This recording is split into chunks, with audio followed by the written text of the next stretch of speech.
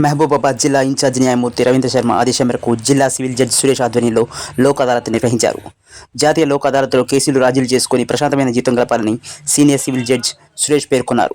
వివిధ కేసుల్లో కక్షిదారులు తమ కేసులను రాజీ కుదుర్చుకోవాలని సూచించారు.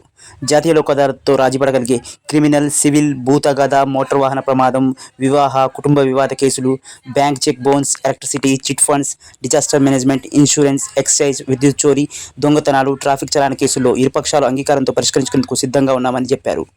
కక్షిదారులు తమ కేసులను వివరాలను సంబంధిత కోర్టులకు తెలియజేసి రాజీ కుదుర్చుకొని కుటుంబ సభ్యులతో ప్రశాంతమైన జీవితాన్ని గడపాలన్నారు.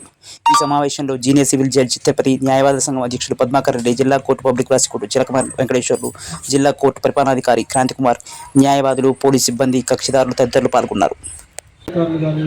కొంతమంది ఇండస్ట్రియలిస్టులు కానీ, సినిమా వాళ్ళు కానీ, లేదా క్రికెటర్లు, అట్లా ఏ రంగంలో వాళ్ళైనా కానీ ఏదైనా నేరంలో ఇరుక్కుంటే, ఏదైనా కేసులు ఇరుక్కుంటే శిక్ష తప్పట్లేదు, రోజుల తరబడి జైల్లో ఉండాల్సి వస్తుంది.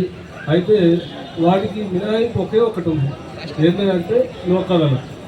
మామూలు సందర్భాల్లో దొంగతనం చేస్తే 3 సంవత్సరాలు జైలు శిక్ష, ఒకరిని మామూలు కొడితే చిన్న గాయం కలుగజేస్తే 1 సంవత్సరం జైలు శిక్ష, అదే కొద్దిగా ఏ రాయితోనో కర్రతోనే గాయం కలుగజేస్తే 3 సంవత్సరాలు జైలు శిక్ష, అట్లాగే తీవ్రమైన గాయం కలుగజేస్తే 7 సంవత్సరాలు జైలు శిక్ష, అదే తీవ్రమైన గాయం ఏ కర్రతోనో రాయితోనో అట్లాంటి వాటితోని ఆయుధాలతోని కలుగజేస్తే 14 సంవత్సరాలు జైలు శిక్ష, దొంగతనం ఉదయం పూట ఒక శిక్ష, అర్ధరాత్రి పూట ఇల్లు బద్దలు కట్టుకొని దొంగతనం చేస్తే 14 ఏళ్ళు జైలు శిక్ష, ఇట్లా రకరకాల చర్యలకు రకరకాల శిక్షలు ఉన్నాయి. వాటన్నిటికీ చట్టం ప్రకారం శిక్షలు తప్పవు. కానీ చట్టంలో ఒక నిబంధన ఏముందంటే, ఒక వెసులుబాటు ఏముందంటే, రాజీ పడదగ్గ కేసులు మాత్రం రాజీ చేసుకుంటే ఇంకా అప్పీల్ ఉండదు.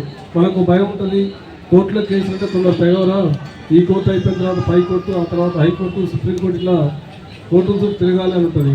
ఆ భయం అక్కర్లేదు. రాజీ పడదగ్గ కేసుల్లో రాజీ చేసుకుంటే ఇదే ఫైనల్, వాళ్ళ పైకి పోయేది ఉన్నది, ఆ భయపడాల్సిన పని లేదు. అట్లాగే బ్యాంకు సంబంధించి బ్యాంకు అధికారులు కూడా ఈరోజు కేసులు పరిష్కారం చేస్తానికి వచ్చినారు.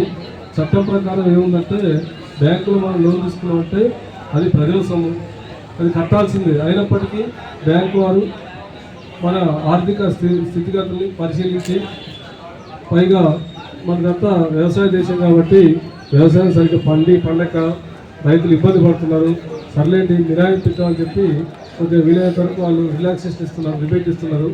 అట్లాంటి సందర్భాల్లో వన్ టైం సెటిల్మెంట్ కింద ఇప్పుడు కట్టుకున్నట్టయితే ఇంకో బ్యాంకు వాళ్ళు అడిగారు, వాళ్ళు ఈ సమయం మించిపోతే వాళ్ళు కూడా రారు, కట్టాల్సింది అంటారు. వాళ్ళకు నిబంధనలు ఉంటాయి, వాళ్ళకు పై అధికారులు ఉంటారు, వాళ్ళు కూడా నిబంధనల ప్రకారం నడుచుకోవాలి. కాబట్టి అట్లాంటి వెసులుబాట్లు కూడా ఈ లోక్ అదాలత్ ద్వారా ప్రజలు వినియోగించుకోవాలి. అట్లాగే ఇంతకుముందు సీనియర్ న్యాయవాది గారు చెప్పినట్టు, పీజీ గారు చెప్పినట్టు, ఈ కుటుంబ వ్యవహారాలలో కేసులు పెరిగిపోతున్నాయి. ఎందుకంటే మన దగ్గర కాలం మారింది, మీడియా అయిపోయింది, టీవీలు అయిపోయింది. ఈ ప్రభావం వల్ల కొద్దిగా కుటుంబ వ్యవహారాలు, కుటుంబ సంబంధాలు కొద్దిగా దెబ్బతిన్నట్టు కనిపిస్తుంది. ఏదేమైనా